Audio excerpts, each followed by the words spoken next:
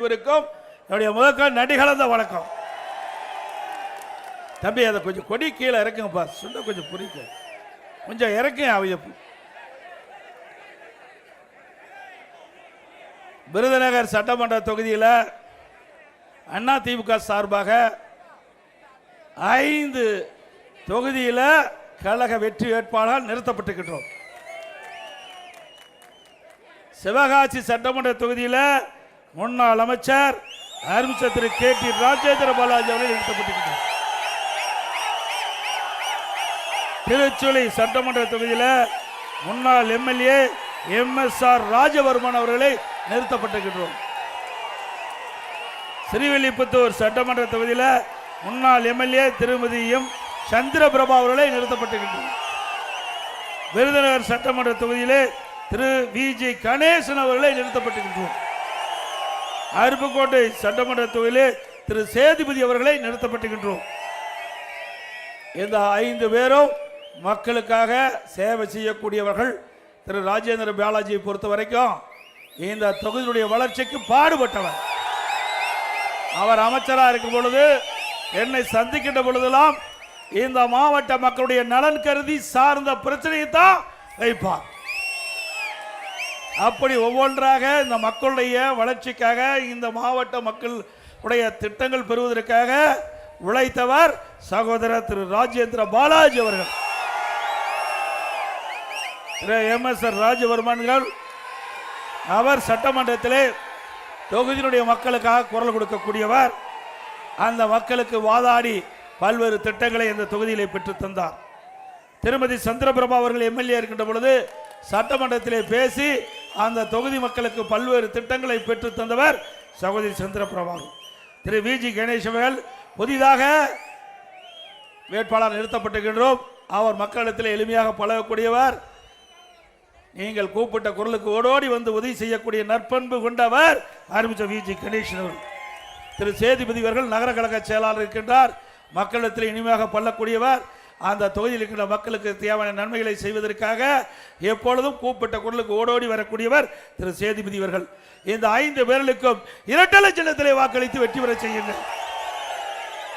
நம்முடைய சின்னம் பொன்மனச்சம்மாள் புரட்சி தலைவர் MGR சின்னம், அம்மாவின் சின்னம், உழைப்பாளின் சின்னம், தொழிலாளியின் சின்னம், வெற்றி சின்னம்.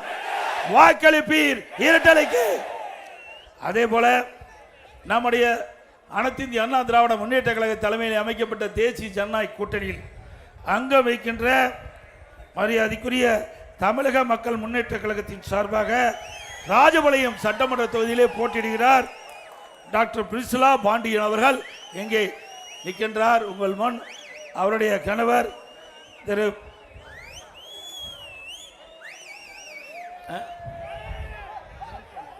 ஜான் பாண்டியன் அவர்கள். பிரசித்தி பெற்றவர். நம்முடைய கூட்டணியிலே பல முறை அங்க வைத்து தேர்தலில் நின்றவர். அவரும் மக்களுக்காக சேவை செய்யக்கூடியதற்காக இன்றைக்கு நிறுத்தப்பட்டிருக்கின்றோம். அவருக்கு தாமரை சின்னத்திலே வாக்களித்து வெற்றி பெற செய்யுங்க. அதே போல சாத்தூர் சட்டமன்ற தொகுதியில் பாரதிய ஜனதா கட்சி வேட்பாளர் நிறுத்தினார். அவருக்கு தாமரை சின்னத்திலே வாக்களித்து வெற்றி பெற செய்யுங்கள். ஆக சாத்தூர் சட்டமன்ற தொகுதியில் போட்டியிடுகின்ற வேட்பாளருக்கும் ராஜபாளையம் தொகுதியில் போட்டியிடுகின்ற வேட்பாளருக்கும் தாமரை சின்னத்திலே வாக்களித்து வெற்றி பெற செய்வாய் அன்போடு இந்த நேரத்தில் கேட்டுக்கிறேன்.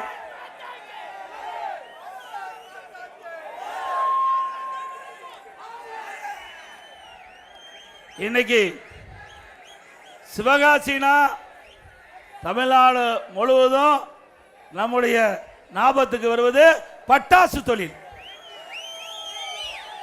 இது தமிழ்நாடு மட்டுமல்ல, இந்தியா மட்டுமல்ல, உலக புகழ் பெற்ற பகுதி சிவகாசி பகுதி. இந்த சிவகாசி பகுதியிலே தயாரிக்கப்படுகின்ற பட்டாசு தமிழ்நாடு நம்முடைய இந்தியாவில் இருக்கின்ற மாநிலம் மட்டும் இல்ல, உலக அளவில் விற்பனை செய்யக்கூடிய பெயர் பெற்ற பட்டாசு தொழில் நிறைந்த மாவட்டம் பகுதி சிவகாசி பகுதி. இன்றைய தினம் இந்த பட்டாசு தொழில், அதே போல தீப்பெட்டி தொழில், அந்த தொழிலும் இந்த பகுதியில் இன்றைக்கு சிறப்பாக செயல்பட்டு இருக்குது. பட்டாசு தொழிலும் தீப்பெட்டி தொழிலும் மிக சிறப்பாக செயல்பட்டு கொண்டிருக்கிறது. இன்றைக்கு இந்த பட்டாசு தொழிலுக்கு ஒரு நெருக்கடி வந்தது. அப்பொழுது நெருக்கடி வந்த பொழுது திரு ராஜேந்திர பாலாஜி அவர்கள் அமைச்சராக இருந்த காலகட்டத்தில், நான் முதலமைச்சர் இருந்த பொழுது மத்தியிலே கிட்டத்தட்ட சுமார் 20 எம்பிகளோடு நம்முடைய திரு தம்பத்துறை எம்பி அவர்கள் தலைமையில் திரு ராஜேந்திர பாலாஜி அவர்கள் சம்பந்தப்பட்ட துறை மத்திய அமைச்சரை சந்தித்து இந்த பட்டாசு விற்பனைக்கு எந்த தடையும் இருக்கக்கூடாது, அதற்காக மத்திய அரசு உடனடி நடவடிக்கை எடுக்க வேண்டும் கோரிக்கை கொடுத்தது அதிமுக அரசு இருக்கின்ற பொழுது. அப்படி இந்த பட்டாசு தொழிலை காப்பாற்றுவதற்காக நீதிமன்றத்தில் மூத்த வக்கீலை வச்சு வாதாடிய அரசாங்கம் அதிமுக அரசாங்கம். இந்த தொழில் தான் பல லட்சம் பேர் ஈடுபட்டிருக்கிறாங்க. தீப்பெட்டி தொழிலில் பல்லாயிரக்கணக்கான பேர் ஈடுபட்டிருக்கிறாங்க. 2 தொழிலும் பிரதான தொழில், விவசாயமும் இந்த பகுதியில் நிறைந்து இருக்கின்றது. ஆக பட்டாசு தொழில், அதேபோல தீப்பெட்டி தொழில், அதேபோல அச்சகம் நிறைந்த தொழில், அதேபோல வேளாண் பெருமக்கள் நிறைந்த பகுதி. இந்த பகுதியில் வாழ்கின்ற மக்களுக்கு அவருடைய தொழில் பாதிக்காத அளவுக்கு அம்மாவுடைய அரசு நடவடிக்கை எடுக்கப்பட்டு வந்தது. மீண்டும் உங்களுடைய மகத்தான் ஆதரவின் பேரை அதிமுக ஆட்சி அமைந்தால் இந்த தொழில் பாதுகாக்கப்படும். அதேபோல காவிரி குண்டாறு இன்றைக்கு மேட்டூர் அணையிலிருந்து வெளியேறுகின்ற உபரி நீரை இந்த காவிரி குண்டாறு திட்டத்தின் மூலமாக கால்வாய் வெட்டி அங்கே இருக்கிற ஏரிகள் குளங்கள் நிரப்பப்பட்டு நிலத்தடி உயர்ந்து குடிப்பதற்கு தேவையான நீர், வேளாண்மைக்கு தேவையான நீர். இந்த பகுதியெல்லாம் ஒரு வறண்ட பகுதி. இந்த வறண்ட பகுதியை செழுமையான பசுமையான பகுதியாக உருவாக்குவதற்கு காவிரி குண்டாறு திட்டத்தை கொண்டு வந்த அரசாங்கம் அதிமுக அரசாங்கம். இன்றைக்கு வேண்டுமென்றே திட்டமிட்டு அரசியல் காழ்ப்புணர்ச்சியின் காரணமாக இந்த திட்டத்தை முடக்கி வைத்திருக்கின்றது திரு ஸ்டாலின் தலைமையில் இருக்கின்ற அரசாங்கம். மீண்டும் அதிமுக ஆட்சி மலரும், இந்த காவிரி குண்டாறு திட்டம் நிறைவேற்றப்படும். இந்த விருதுநகர் மாவட்ட மக்கள் பல பேர் இந்த காவிரி குண்டாறு திட்டத்தில் பயன்பெறுவார்கள். இது ஒரு சாதாரண திட்டம் இல்ல. 14,000 கோடி இந்த திட்டத்திற்காக அரசாங்கம் நிதி ஒதுக்கீடு செய்யப்பட்டது. நானே நேரடியாக வந்து இந்த திட்டத்திற்கு அடிக்கல் நாட்டப்பட்டு திட்டத்தை துவக்கி வைத்தேன். ஆனால் இவ்வளவு பெரிய திட்டத்தை வேண்டுமென்றே திட்டமிட்டு விவசாயிகளுடைய விரோதியாக இருக்கின்ற அரசாங்கம், விவசாயிகளை வஞ்சிக்கின்ற அரசு திமுக அரசு என்பதை இன்றைக்கு இந்த திட்டத்தை முடக்குவதிலிருந்து தெளிவாக தெரிகிறது. விவசாய குடிமக்களும் பொதுமக்களும் சிந்தித்து பார்க்க வேண்டும்.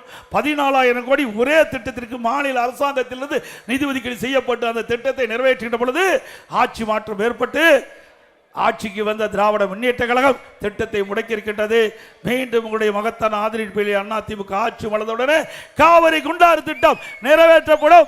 விருதுநகர் மாவட்டம் பசுமையாக காட்சியளிக்கும். அதே போல உங்களுடைய மாவட்டத்தில் இருக்கின்ற அப்பொழுது அமைச்சராக திரு ராஜேந்திர பாலாஜி அவர்கள் கோரிக்கை ஏற்று, அப்பொழுது இருந்த சட்டமன்ற உறுப்பினருடைய கோரிக்கை ஏற்று சுமார் 400 கோடியில் மருத்துவக் கல்லூரி மருத்துவமனையை கொண்டு வந்து சாதனை படைத்தோம். 400 கோடி இந்த அரசு மருத்துவக் கல்லூரி மருத்துவமனையில் உயர்தர சிகிச்சை அளிக்கக்கூடிய அளவிற்கு அங்கே மருத்துவ கருவிகள் வாங்கி கொடுக்கப்பட்டது அதிமுக அரசாங்கத்திலே. நம்முடைய ஆட்சி மாற்றம் ஏற்பட்ட பிறகு ஸ்டிக்கர் ஒட்டி இந்த அரசாங்கம் திறந்ததுதான் இந்த ஆட்சியுடைய சாதனை. கொண்டு வந்தது அதிமுக ஆட்சி. அதை காலதாமதம் செய்து திறந்தது திராவிட முன்னேற்ற கழகம். சிந்தித்து பாருங்க. ஆட்சிக்கு வந்து 5 ஆண்டு காலம் நிறைவு பெற்று விட்டது. தமிழகத்தில் ஒரு அரசு மருத்துவக் கல்லூரி மருத்துவமனை கூட கொண்டு வர முடியல. அதிமுக ஆட்சிக்கின்ற பொழுது நான் முதலமைச்சர் இருந்த காலகட்டத்தில் சகோதரர் திரு ராஜேந்திர பாலாஜி அவர்கள் என்னுடைய அமைச்சரவையில் இடம்பெற்றிருந்த காலகட்டத்தில் ஒரே ஆண்டில் 11 அரசு மருத்துவக் கல்லூரி மருத்துவமனை கொண்டு வந்து சாதனை படைத்தோம். இந்தியாவில் ஒரு மாநிலத்தில் ஒரே ஆண்டில் 11 அரசு மருத்துவக் கல்லூரி மருத்துவமனை கொண்டு வந்த வரலாறு கிடையாது. அந்த வரலாற்றை படைத்ததும் அதிமுக அரசாங்கம். அம்மா இருக்கின்ற பொழுது 2011 2016 வரை 6 மருத்துவக் கல்லூரி மருத்துவமனை கொண்டு வந்தாங்க. 2011 2021 வரை 17 அரசு மருத்துவக் கல்லூரி மருத்துவமனையை தமிழ்நாட்டு மக்களுக்கு கொண்டு வந்து நம்முடைய இளைஞர்கள் குறைந்த கட்டணத்தில் மருத்துவ கல்வி கிடைக்க செய்த அரசாங்கம் அதிமுக அரசாங்கம். அது மட்டுமல்ல, இன்றைக்கு அரசு பள்ளியிலே படிக்கின்ற மாணவர்கள், ஏழை குடும்பத்தைச் சேர்ந்தவர்கள், விவசாயி தொழிலாளி, இன்றைக்கு பட்டாசு தொழில் ஈடுபட்டுகின்ற தொழிலாளி, அச்சகத்திலே பணிபுரிகின்ற அவருடைய குழந்தைகள், அதே போல தீப்பெட்டி தொழில் ஈடுபட்டுகின்ற அவருடைய குழந்தைகள், அந்த குழந்தைகளுடைய கனவு மருத்துவராக வேண்டும் என்று, அந்த கனவை நனவாக்க வேண்டும் என்ற அடிப்படையிலே எதிர்க்கட்சிகள் கோரிக்கை வைக்கல, பொதுமக்கள் கோரிக்கை வைக்கல. அனைத்து இந்திய அண்ணா திராவிட முன்னேற்ற கழக அரசு 7.5% உள் இடஒதுக்கீடை கொண்டு வந்து சட்டம் இயற்றப்பட்டு அமுல்படுத்தப்பட்டு இன்றைய தினம் 3000 நம்முடைய மாணவ மாணவிகள், அரசு பள்ளி படித்தவர்கள் மருத்துவ கல்வி கிடைக்க செய்த அரசாங்கம் அதிமுக அரசாங்கம். இந்திய வரலாற்றில் ஏழை மாணவர்கள் மருத்துவ கல்வி கிடைக்க செய்த ஒரே அரசாங்கம் அதிமுக அரசாங்கம். அது மட்டுமல்ல, இந்த மருத்துவ கல்வி இடம் கிடைச்சாலும் அவர்கள் அந்த மருத்துவ கல்வி கட்டணத்தை செலுத்த முடியாத நிலையிலே இருக்கின்ற அடித்தட்டில் இருக்கின்ற அந்த ஏழை மாணவர்கள், அந்த மாணவ மாணவியுடைய நிலையை நான் அறிந்தவுடன் இந்த 7.5% உள் இடஒதுக்கீட்டில் இடம் கிடைத்த மாணவ மாணவிகளுக்கு அந்த மருத்துவ கல்வி கட்டணத்தை அரசாங்கமே செலுத்தும் என்று அறிவிப்பை கொடுத்து ₹1 செலவு இல்லாமல் அரசு பள்ளியை படிக்கின்ற மாணவர்கள் இன்றைக்கு மருத்துவ கல்வி கிடைக்க செய்த அரசாங்கம் அதிமுக அரசாங்கம். இப்படி ஏதாவது ஒரு திட்டத்தையாவது தமிழ்நாட்டில் இருக்கின்ற ஏழை மக்களுக்கு இந்த அரசாங்கம் செய்ததா?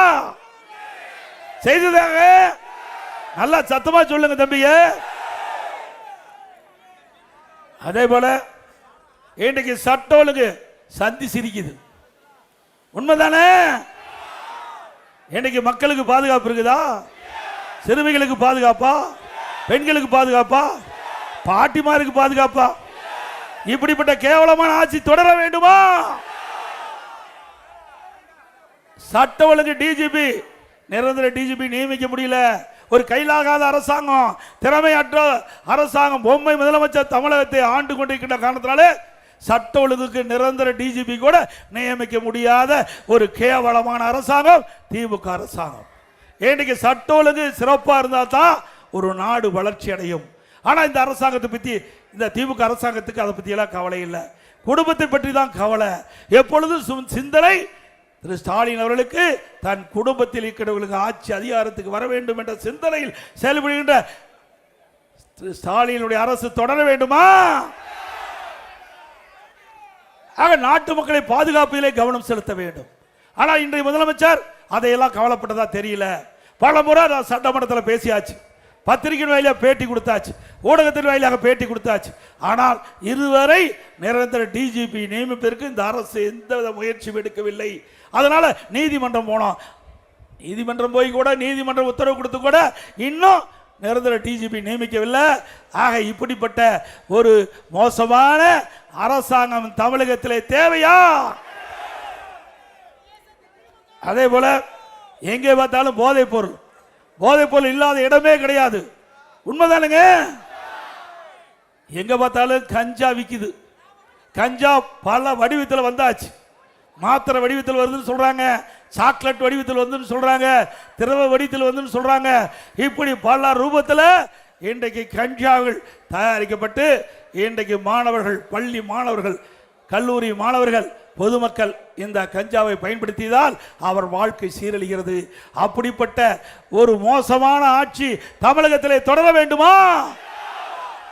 பல முறை சட்டமன்றத்தில் நான் பேசிவிட்டேன், ஊடகத்தின் வாயிலாக இந்த அரசுக்கு எச்சரிக்கை விடுத்தேன். ஆக நம்முடைய குழந்தைகள் தான் நமக்கு செல்வம். அப்படிப்பட்ட குழந்தைகள் நம் கண் முன்னே சீரழியக்கூடிய காட்சி இந்த ஆட்சியிலே பார்க்கப்படுகிறது. இதையெல்லாம் தடுத்து நிறுத்த வேண்டும் என்று சொன்னால் அனைத்து இந்திய அண்ணா திராவிட முன்னேற்ற கழக ஆட்சி தமிழகத்திலே மலர வேண்டும். அண்ணா திமுக ஆட்சி மலர்ந்தால் 3 மாதத்தில் இந்த கஞ்சா முழுவதையும் தமிழகத்தில் ஒடுக்கப்படும். இன்றைக்கு போதைப் பொருள் முழுமையாக தமிழகத்திலே அகற்றப்படும்.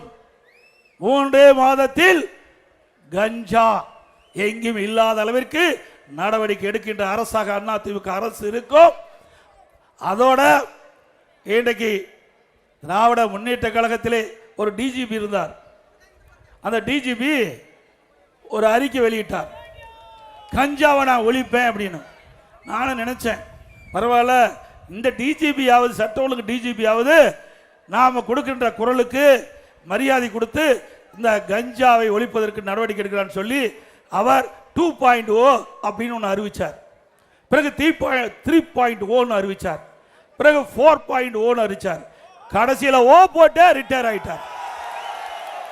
கஞ்சா ஒழிச்ச மாதிரி இல்லை. ஏன்னா கஞ்சா விற்கிறவங்கலாம் பெரும்பாலும் ஆளுங்கட்சிக்கு துணை நிற்கிறவங்களாம் கஞ்சாவை விற்கிறாங்க. அப்புறம் எங்க கஞ்சாவை கட்டுப்படுத்த முடியும்? காவல்துறை எவ்வளவு முயற்சி பண்ணுச்சு, ஒன்றும் நடக்கல. அது மட்டும் இல்ல, காவல்துறைக்கே பாதுகாப்பு இல்லை. போதை ஆசாமியால எகிரி எகிரி காவல்துறை அதிகாரிகளை அடிக்கிறாங்க. இப்படிப்பட்ட அவலமான ஆட்சி தொடர வேண்டுங்களா?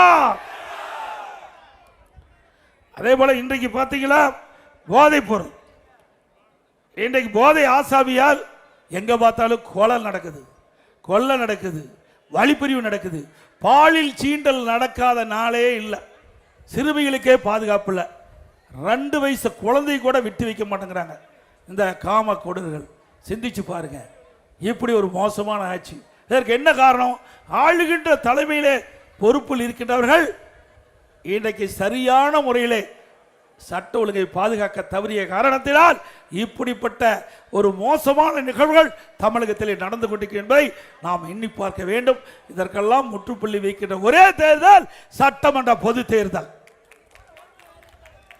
அது மட்டும் இல்ல, நான் வரும்போது நம்முடைய குழந்தைகள்லாம் இந்த பணியில காட்டுறாங்க.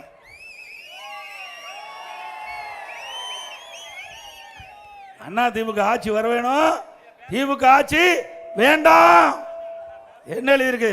மீண்டும் ஏடிஎம்கே ஆட்சி தான் எங்களுக்கு பாதுகாப்பு, அதிமுக ஆட்சி தான் பெண்களுக்கு பாதுகாப்பு. அதோட திமுக இனி எப்போதும் எங்களுக்கு வேண்டாம். யார் எழுதினது? நம்முடைய குழந்தைகள், நம்முடைய பெண்கள் குழந்தைகள். நான் ஹோட்டலில் இருந்து கீழே வரும்போது அந்த போர்ட்டிகோவில் இருந்து இந்த பனியனை கொடுத்து, ஐயா இதை நாங்கள் உங்களுக்கு வழங்குகின்றோம், உங்கள் ஆட்சி நிச்சயமாக மலரும், மலர்கின்ற பொழுது எங்களை போல பெண்களுக்கு பாதுகாப்பு கொடுக்க வேண்டும் என்று இந்த பனியன் என்கிட்ட கொடுத்துருக்கிறாங்க. அப்படின்னா அந்த குழந்தைகள் மனதில் எப்படி ஆழமா இந்த நிகழ்வு பதிந்திருக்குது என்பதை நாம் எண்ணி பார்க்க வேண்டும். அப்படிப்பட்ட ஒரு கொடுமையான ஆட்சி தமிழகத்திலே நடந்து கொண்டிருக்கின்றதை ஒவ்வொருவரும் எண்ணி பார்த்து வருகின்ற சட்டமன்ற பொதுத் தேர்தலில் அனைத்து இந்திய அண்ணா திராவிட முன்னேற்ற கழக தலைமையிலே அமைக்கப்பட்ட தேசிய ஜனநாயக கூட்டணிக்கு வாக்களித்து எங்களுடைய வேட்பாளரை வெற்றி பெற செய்யுங்கள். அதே போல திராவிட முன்னேற்ற கழகம் 2021 சட்டமன்ற பொதுத் தேர்தலில் 525 அறிவிப்புகள் வெளியிட்டாங்க. 525 அறிவிப்புகளை 1/4 அறிவிப்பு கூட இதுவரைக்கும் நிறைவேற்ற முடியல திமுக ஆட்சியில். இப்ப மீண்டும் அறிவிப்பு கொடுத்துட்டா ஸ்டாலின். நேற்றைக்கு முன்தினம் ஏற்கனவே பாக்கி இருக்குது. திரு ஸ்டாலின் அவர்களே, நீங்கள் கொடுக்கப்பட்ட அறிவிப்பு முழுவதும் நிறைவேற்றவில்லை. 4/4 அறிவிப்பு தான் நிறைவேற்றப்பட்டிருக்கிறது. எஞ்சிய அறிவிப்புகள் எப்பொழுது நிறைவேற்றப்படும் என்று மக்கள் எதிர்பார்த்து கொண்டிருக்கின்ற நேரத்தில் இப்பொழுது 5 ஆண்டு காலம் முடிந்துவிட்டது. இப்பொழுது தேர்தல் மீண்டும் வருகிறது. மக்கள் கேட்பது, எங்களே கொடுக்கப்பட்ட வாக்குறுதியை நிறைவேற்றுங்கள் என்று மக்கள் கேட்கின்ற கேள்வி திரு ஸ்டாலினுடைய செவிக்கு எட்டப்படவில்லை என்பதுதான் நான் கருதுகிறேன். இன்றைக்கு 2026 மீண்டும் ஒரு பொய் வாக்குறுதி கொடுக்கிறார்.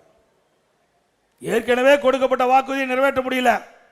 இன்றைக்கு முக்கியமான வாக்குறுதி, நம்முடைய இளைஞர்கள் மாணவர்கள் வங்கியில் வாங்கிய கடன் ரத்து பண்ணாங்களா? மாதந்தோறும் கேஸ் சிலிண்டருக்கு மானியம் கொடுக்கறாங்களா? கொடுத்தாங்களா? பெட்ரோல் டீசல் குறைக்கிறாங்களா? குறைச்சாங்களா? குடும்ப அட்டைக்கு கூடுதலா சக்கரை வருங்களா? ரேஷன் கடையில் போடுறாங்களா? போட்டாங்களா? இப்படி 100 நாள் வேலை திட்டத்தை 150 நாளா உயர்த்தினாங்களாமா? அத்தனையும் பச்சை பொய். அதை அப்படியே கை கேள்வி விட்டுட்டார். மீண்டும் 2026 இப்பொழுது நடைபெறுகின்ற சட்டமன்ற பொதுத் தேர்தலில் மீண்டும் திராவிட முன்னேற்ற கழகத்தின் சார்பாக புது அறிவிப்புகளை வெளியிட்டார். ஆக இப்படி மக்களை ஏமாற்றுகின்ற அரசுதான் திராவிட முன்னேற்ற கழக அரசு என்பதை நேரத்தில் நாம் எண்ணி பார்க்க வேண்டும். அதே போல இன்றைக்கு படித்த இளைஞர்களுக்கு இந்த ஆட்சியில் வேலை வாய்ப்பு கிடையாது. இன்னைக்கு மின்கட்டண உயர்வால் சிறு குறு நடுத்தரவுகள் கடுமையாக பாதிக்கப்பட்டன. இங்கே அச்சகம் நிறைந்திருக்குது. இதெல்லாம் மின்கட்டண உயர்வால் கடுமையாக பாதிக்கப்பட்டுகிறது. அது மட்டுமல்ல, இன்றைக்கு எல்லா பகுதியிலும் மின்கட்டணம் உயர்ந்தாச்சு. வீடுகளுக்கு நீங்கள் பார்த்தீங்கன்னா முதல் 52% உயர்த்தினாங்க. முதல் இந்த ஆட்சிக்கு வந்த உடனே 52% மின்கட்டண உயர்வு. ஆண்டுக்கு 5% உயர்ந்துட்டாங்க. 3 ஆண்டுல 15% மின்கட்டண உயர்வு. ஆக இப்பொழுது அண்ணா திமுக ஆட்சிக்கு திமுக ஆட்சிக்குள்ள வேறுபாடு, அண்ணா திமுக ஆட்சியை விட திமுக ஆட்சியில் இப்போ 67% மின்கட்டண உயர்வு. இன்றைக்கு மக்கள் கடுமையாக பாதிக்கப்பட்டிருக்காங்க. கடைக்கு மின்கட்டண உயர்வு, ஆண்டுக்கு 5% உயர்வு. 6லிருந்து 9 வரை கடையில் பீக் அவர் டபுள் சார்ஜ் கட்ட வேணும். 2 மடங்கு மின்கட்டணம் அதிகப்படுத்தி கட்ட வேணும். இப்படி மக்களோட ஆட்சி தமிழகத்திலே தொடர வேண்டுமா? அதுபோல வீட்டு வரி இன்னைக்கு மாநகராட்சி, நகராட்சி, பேரூராட்சியில் 100% ஏற்றி விட்டாங்க. 100% ஏற்றப்பட்டு விட்டது. ஆண்டுக்கு 6% அதாவது வீட்டு வரி ஏற்றப்படும் என்று அறிவிப்பு கொடுத்து 2 வருஷத்தில் 12% ஏற்றிட்டாங்க. கடைக்கு 150% வரி உயர்வு, 150% கடைக்கு வரி உயர்வு, ஆண்டுக்கு 6% வரி உயர்வு. அதுபோல குடிநீர் வரி உயர்வு, குப்பைக்கு கூட வரி போட்டாங்க இந்த ஆட்சியில். ஆக இன்றைக்கு மின்கட்டண உயர்வு, அதோட வீட்டு வரி உயர்வு, கடை வரி உயர்வு, குடிநீர் வரி உயர்வு, குப்பைக்கு வரி போட்ட இந்த அரசாங்கம் மக்கள் மீது மிகப்பெரிய வரி சுமையை சுமத்திய அரசாங்கம் தேவைங்களா? நீ பார்த்தீங்கன்னா அண்மையில் உங்களுக்கு எல்லா பத்திரிகையிலும் வந்தது, ஊடகத்தையெல்லாம் வந்தது. இன்னைக்கு அமலாக்கத்துறை, நகர்ப்புற வளர்ச்சித்துறை, குடிநீர் வழங்கத்துறையில் அவருக்கு கிடைத்த ஆதாரத்தின் அடிப்படையில் இன்னைக்கு அந்த துறையை சேர்ந்த அமைச்சர், துறையை சேர்ந்த அதிகாரிகள் மீது நடவடிக்கை எடுக்க வேண்டும் என்று ஆதாரத்தோடு சட்ட ஒழுங்கு டிஜிபிக்கு அறிக்கை அனுப்பிச்சாங்க. 3 முறை அறிக்கை அனுப்பிச்சாங்க, எந்த நடவடிக்கை எடுக்கல. அண்ணா திமுக சார்பாக உயர்நீதிமன்றம் மூலம் உயர்நீதிமன்றம் இன்னைக்கு அமலாக்கத்துறை அனுப்பப்பட்ட அறிக்கையில் ஆதாரம் இருக்குது, அதை வைத்து நீங்கள் வழக்கு பதிவு செய்ய வேண்டும் என்று தீர்ப்பு கொடுத்து கூட இதுவரைக்கும் வழக்கு பதிவு செய்யல.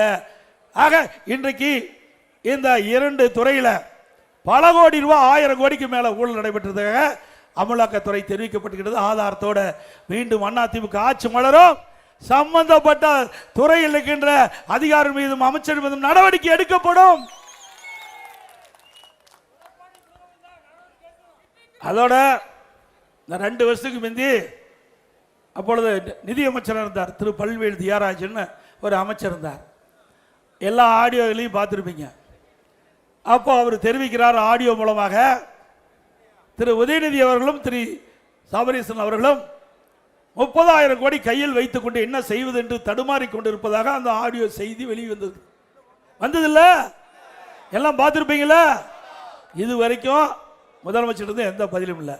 ஆக ஆட்சிக்கு வந்து 2 வருஷத்துல 30,000 கோடி கொள்ளையடிச்சிருக்கா இந்த அரசாங்கம் எவ்வளவு பணம் மக்களுடைய வரி பணத்தை கொள்ளையடித்திருப்பார் என்பதை நீங்கள் எண்ணி பார்க்க வேண்டும். நாம சொல்லலைங்க, தமிழ்நாட்டுடைய நிதியமைச்சர் திரு ஸ்டாலின் அமைச்சர் எழும்பட்டுகின்ற நிதியமைச்சர் சொன்ன செய்தி ஆடியோ மூலமாக வெளியில் வந்திருக்கிறது. இப்படி ஊழல் நிறைந்த ஆட்சி தொடர வேண்டுமா?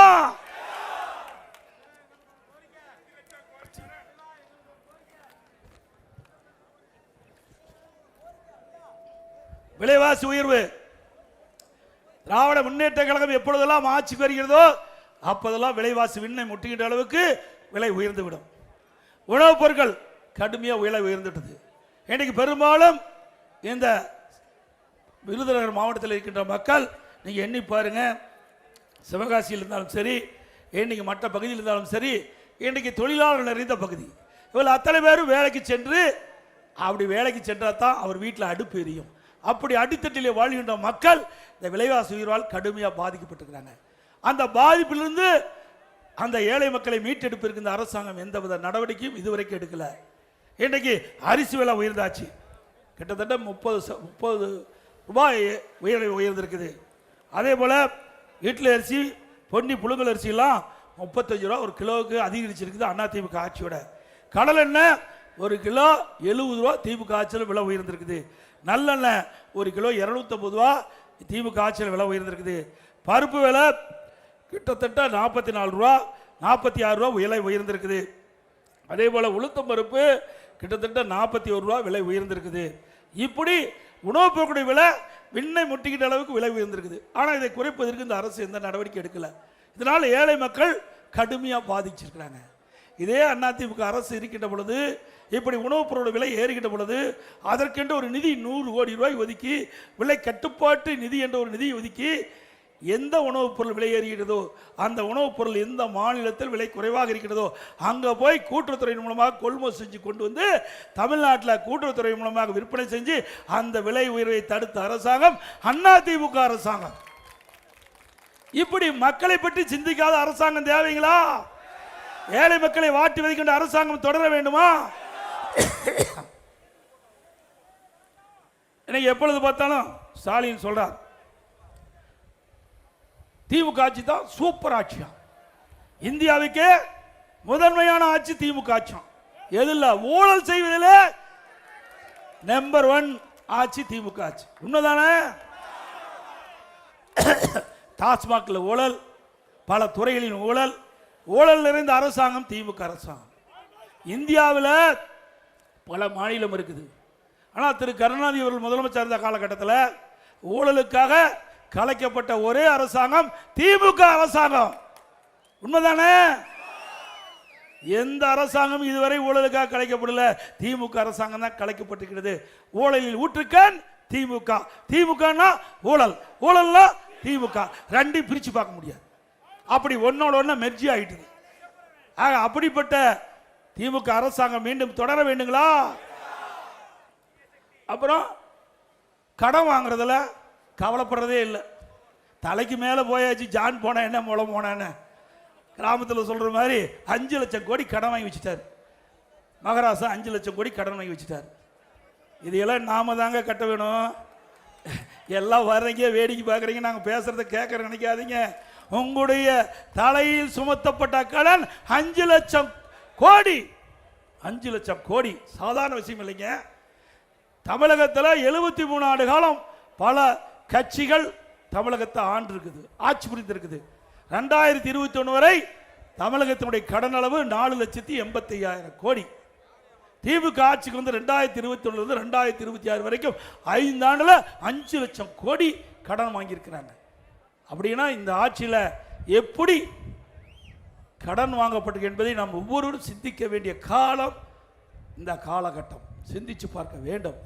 இப்படிப்பட்ட ஒரு கேடுகட்ட அரசாங்கம் தேவையா? அதோட ஸ்டாலின் சொல்லுகிறார், எங்களுக்கு மத்திய அரசாங்கம் பணம் கொடுக்கலீங்க. ஏங்க நீங்க கடன், நாங்களும் தான் ஆட்சி செஞ்சோம், இவ்வளவு கடன் வாங்கலையே. கொரோனா காலங்க, 1 வருடம் அரசாங்கத்துக்கு 1 ரூபாய் வரி வரிவாய் கிடையாது. 1 ரூபாய் வரி வரிவாய் கிடையாது. உங்களுக்கு அத்தனை பேருக்கும் தெரியும். கொரோனா காலத்தில் வெளிவர முடிஞ்சுதா? சொல்லுங்க, வெளிவர முடிஞ்சுதா? 1 வருஷம் ஒரு முகத்தை ஒருத்தர் பார்க்க முடியல. இன்றைக்கு காட்டிலே எளிதாக பரவக்கூடிய வைரஸ் நோய் கொரோனா வைரஸ் நோய். அந்த நோய் ஒருவரை தாக்கப்பட்டால் உயிருக்கு ஆபத்து. அதிலிருந்து அதிமுக அரசு இருக்கின்ற பொழுது மக்களை பாதுகாத்த அரசாங்கம் அதிமுக அரசாங்கம். விலை மதிக்க முடியாத உயிரை நாங்கள் காப்பாற்றணும். அப்படி இந்த அரசாங்கத்துக்கு ஏதாவது சோதனை வந்ததா? நான் முதலமைச்சர் பதவி ஏற்கின்ற பொழுது கடுமையான வறட்சி, குடிப்பதற்கு கூட தண்ணீர் கிடையாது. அந்த காலகட்டத்திலும் மக்களுக்கு தடையில்லாம பாதுகாக்கப்பட்ட தண்ணீரை கொடுத்தோம். 2வது கடுமையான புயல் டெல்டா மாவட்டம் முழுவதும் புரட்டி போட்டு போய்விட்டது. விவசாயிகள் பெரிய பாதிப்பு, பல வீடுகள் சேதமடைந்து, உடைமைகளுக்கு பாதுகாப்பு இல்லை, உடைமைகள்லாம் சேதமடைஞ்சது. அதற்கு தேவை நிவாரணத்தை கொடுத்தோம். அதுக்கு பிறகு கொரோனா, 1 வருஷம் வருமானமே கிடையாது. டாஸ்மாக் கடையில் வருமானம் கிடையாது, ஜிஎஸ்டியில் வருமானம் கிடையாது, கலால் வருமானம் கிடையாது, ரோட் டாக்ஸ் வருமானம் கிடையாது, பத்திரப்பதிவு வருமானம் கிடையாது. 1 ரூபாய் வரி வருவாய் இல்லாம ஆட்சி செய்த ஒரே அரசாங்கம் அதிமுக அரசாங்கம். கொரோனாவுக்காக 40,000 கோடி செலவு. கொரோனா வைரஸ் பரவலை தடுப்பதற்கு அதிமுக அரசு 40,000 கோடி செலவழிச்சது. இவ்வளவு செலவழிச்சோம். அதிமுகவில் நிதி நிலைமை மோசமில்லாத பாதுகாத்தோம். இந்தியாவிலேயே நிதி நிலைமை சரியாக இருந்த அரசாங்கம் அதிமுக அரசாங்கம் என்று பெயர் பெற்றது. கொரோனா காலம், இன்றைக்கு ஏழை மக்களுக்கு வேலை வாய்ப்பு இல்லை, அவர்கள் பாதிக்கப்படக்கூடாது என்பதற்காக தமிழகத்தில் இருக்கின்ற சுமார் 2 கோடிக்கு மேல் இருக்கின்ற ரேஷன் அட்டைதாரருக்கு விலையில்லா அரிசி ரேஷன் கடையில் கொடுத்தோம், விலையில்லா சக்கரை கொடுத்தோம், விலையில்லா எண்ணெய் கொடுத்தோம், முதற்கட்டமா 1000 ரூபாய் குடும்ப அட்டைக்கு கொடுத்தோம். இப்படி ஏழைகளை பாதுகாத்த அரசாங்கம் அதிமுக அரசாங்கம். உண்மைதானே? அதே நேரத்தில் தைப்பொங்கல் வந்தது. அந்த காலகட்டத்தில் எல்லா குடும்பத்துக்கும் 2500 ரூபாய் கொடுத்த அரசாங்கம் அதிமுக அரசாங்கம். அந்த காலகட்டத்தில் பள்ளிகள் திறக்கப்படல, கல்லூரியில் திறக்கப்படல, மாணவர்கள் மன உளைச்சல் இருந்தாங்க. என்னுடைய கவனத்துக்கு வந்த உடனே பள்ளியில் படிக்கின்ற மாணவர்கள் அனைவருக்கும் ஆல் பாஸ் போட்டு கொடுத்தோம். கல்லூரியில் படிக்கின்ற மாணவருடைய கல்வி பாதிக்க கூடாது என்பதற்காக ஆன்லைனில் வகுப்பு நடத்தணும், ஆன்லைனில் தேர்வு நடத்தணும். சிறப்பாக நம்முடைய மாணவர் தேர்வு எழுதி பட்டம் பெற்றாங்க. இது அதிமுக ஆட்சியுடைய வரலாறு. ஒரு அரசாங்கம் எப்படி செயல்பட வேண்டும் என்பதற்காக உதாரணமாக இருக்கின்ற அனைத்து இந்திய அண்ணா திராவிட முன்னேற்ற கழக அரசாங்கம். அப்படி இந்த ஆட்சியில் ஏதாவது குடிநீர் பிரச்சனை வந்ததா, எழுத கொரோனா வந்ததா, எழுத புயல் வந்ததா? எதுவுமே வரல. ஆனால் எதுக்கு கடன் வாங்குறீங்க? பெரிய திட்டம் எதுவும் வரல.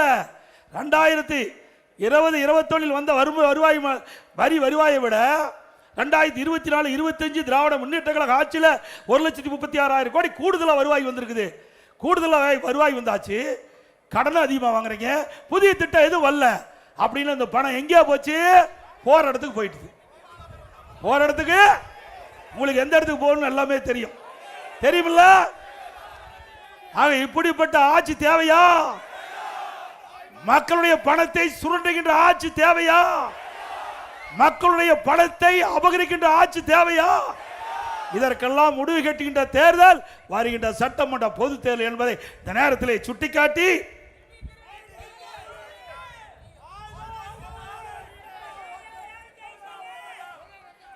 அதிமுக ஆட்சி மலர்ந்தவுடன் பல்வேறு அறிவிப்புகள் வெளியிட்டோம்.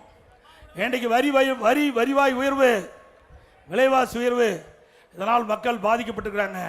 அந்த பாதிப்பிலிருந்து மக்களை மீட்டெடுப்பதற்கு எல்லா குடும்ப அட்டைக்கும் அதில் இருக்கின்ற குடும்ப தலைவிக்கு வங்கியிலே ஒவ்வொரு குடும்ப அட்டைதாரருக்கும் 10,000 ரூபாய் வங்கியிலே செலுத்தப்படும். இப்பொழுது குடும்ப தலைவிக்கு 1000 ரூபாய் கொடுப்பதா அறிவிச்சிருக்கிறாங்க. இது உடனே கொடுக்கல, 28 மாசம் கழிச்சு தான் கொடுத்தாங்க. இதுவும் நான் தொடர்ந்து பிரதான எதிர்க்கட்சி என்ற முறையில் எங்களுடைய சட்டமன்ற உறுப்பினர்கள் தொடர்ந்து சட்டமன்றத்தை கேள்வி கேட்டோம், பொதுக்கூட்டத்தில் பேசணும், அதிமுக பொதுக்கூட்டத்தில் பேசணும், பத்திரிகையில் பேட்டி கொடுத்தோம், அறிக்கை வெளியிட்டோம். வேற வழி இல்லாமல் 28 மாதம் கழிச்சு தான் திராவிட முன்னேற்ற கழகத்தின் சார்பாக 2021ஆம் ஆண்டு கொடுக்கப்பட்ட அறிவிப்பின்படி அந்த மாதந்தோறும் குடும்ப தலைவிக்கு 1000 ரூபாய் கொடுத்தாங்க. அதுவும் அதிமுக ஆட்சி தான் வாங்கி கொடுத்தது, தானா கொடுக்கல திமுக.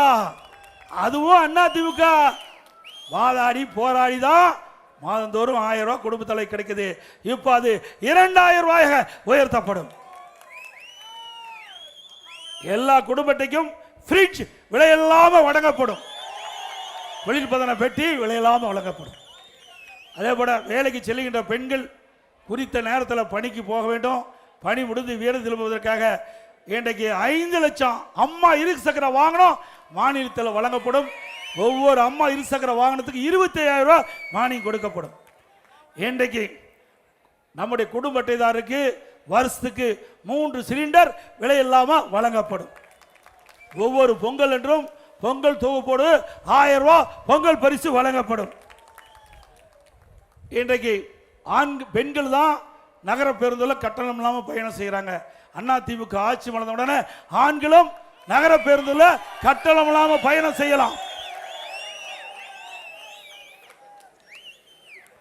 அதே போல தீபாவளி என்று நம்ம பெண்களுக்கும் நம்முடைய தாய்மார்களுக்கும் அற்புதமான பட்டு புடவை வழங்கப்படும்.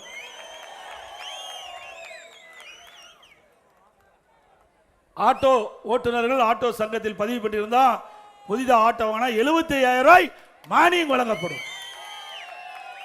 நகர பகுதியில் நடைபாதை ஓரமாக கடை வைத்திருக்கின்ற கூட்டுறவு சங்கத்தில் வாங்கிய கடன் தள்ளுபடி செய்யப்படும். புதிதாக 2 லட்சம் வரைக்கும் எந்த ஜாமீனும் இல்லாமல் கடன் வழங்கப்படும். மாற்றுத்திறனாளிகள் கூட்டுறவு சங்கத்தில் வாங்கிய கடன் முழுவதும் தள்ளுபடி செய்யப்படும். அதே போல தற்போது குடும்ப அட்டைக்கு விலையெல்லாம் அரிசி வழங்குகிறோம். அதிமுக ஆட்சி வளர்ந்த உடனே இனி பருப்பும் எண்ணெய் சமையல் எண்ணெயும் விலையில்லாமல் வழங்கப்படும். ரேஷன் கடைகள் 120 அதிமுக ஆட்சி வேண்டுகோளை ஏற்று மத்திய அரசாங்கம் 100 நாள் வேலை திட்டத்தை 125 நாளாக உயர்த்தது. அதை 125 150 நாளாக அதிமுக ஆட்சி மலர அந்த வேலை நாட்களை உயர்த்தப்படும் என்ற அறிவிப்பை வெளியிட்டு பல திட்டங்கள் இந்த ஆட்சியிலே நிறைவேற்றுகிறோம். அதே போல இந்த சிவகாசி நகராட்சி தரம் உயர்த்தி மாநகராட்சியாக தரம் உயர்த்தியது அதிமுக ஆட்சியில். இன்னும் பல திட்டங்கள் நிறைவேற்றி கொடுத்திருக்கிறோம். பல பாலங்களை கட்டி கொடுத்தோம், கூட்டுக்குடி திட்டத்தை கொடுத்தோம், நல்ல சாலையில் வசதி செய்து கொடுத்தோம். இப்படி பல்வேறு திட்டங்களை கொண்டு வந்து நாட்டு மக்களுக்கு நன்மை செய்த அரசாங்கம் இந்த அரசாங்கம்.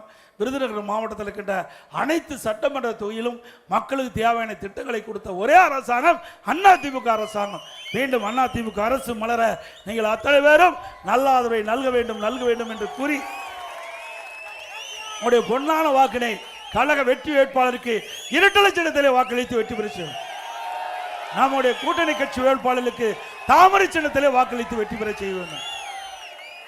இன்றைக்கு விருதுநகர் மாவட்டம் 100% வெற்றி பெற்ற மாவட்டம் என்ற பெயரை பெற்று தர வேண்டும் என்று உங்களை இருகரம் கூப்பி வேண்டி கேட்டு மக்களை காப்போம், தமிழகத்தை மீட்போம்,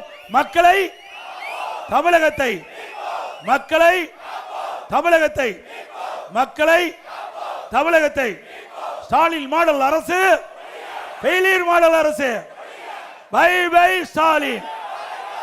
இந்த நிகழ்ச்சியை சீரும் சிறப்போடும் எழுச்சியோடும் நடத்திய மாவட்ட செயலாளர் அவர்களுக்கு எனது பாராட்டுகள். அவரோடு இணைந்து பணியாற்றிய கழக நிர்வாகிகளுக்கும் கூட்டணி கட்சி தலைவர்களுக்கும் நிர்வாகிகளுக்கும் நன்றி, வணக்கம்.